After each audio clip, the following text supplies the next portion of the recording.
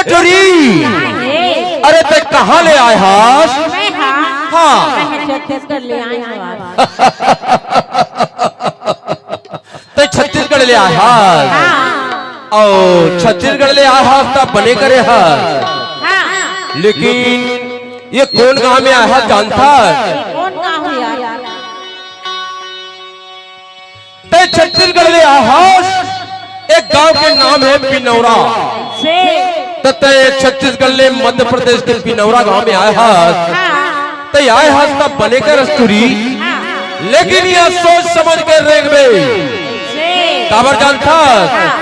ये पिनौरा गांव के अपन दबंग टूरा है, वो अपन दबंग ही अपन दबंग ही और कौवा केल्ला में पा जही ना तो तोला दिवाली के फड़ाका समझ के फोड़ दी वो।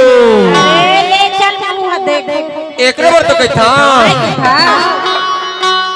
छत्तीसगढ़ बाली टूरी मल्ला मोहा डाले भैया बाना डाले माया डाल के और मल्ला मोहा डाले पगला बाना डाले माया डाल के।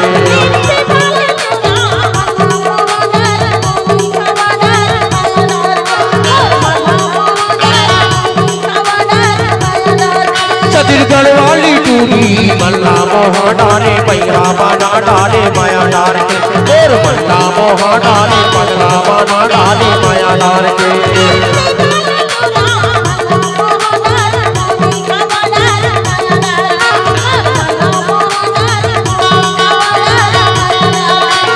माया डाल के वो टूरी माया डाल के, माया डाल के वो रानी माया डाल के टूरी माया डाल के।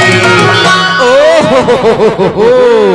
एक बार तो लगे था छत्तीसगढ़ ले मध्य प्रदेश में पिनौरा गांव में आया है तब बड़े सोच समझ के यहाँ रह गए।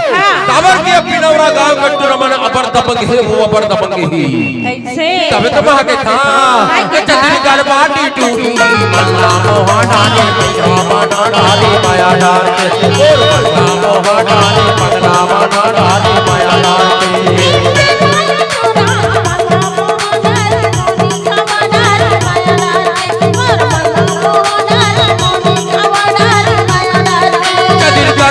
टूरी मल्ला मोहा डाले भैया बाना डाले माया डाल के और मल्ला मोहा डाले पगला बाना डाले माया डाल के।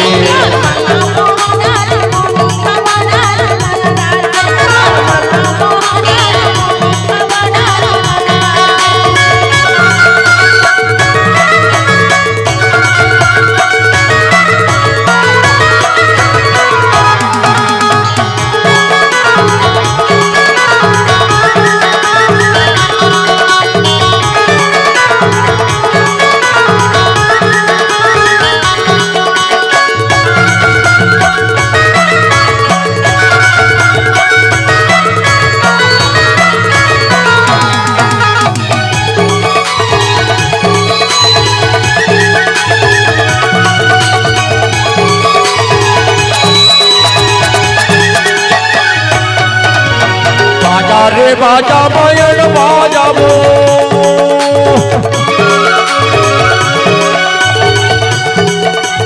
बाजा रे बाजा मायन बाजा यहाँ घर ले निकल के काली माया जा मोर मल्ला मोहा डाल पगला बाना डाले माया डाल और मल्ला मोहा डाले पगला बाना डाले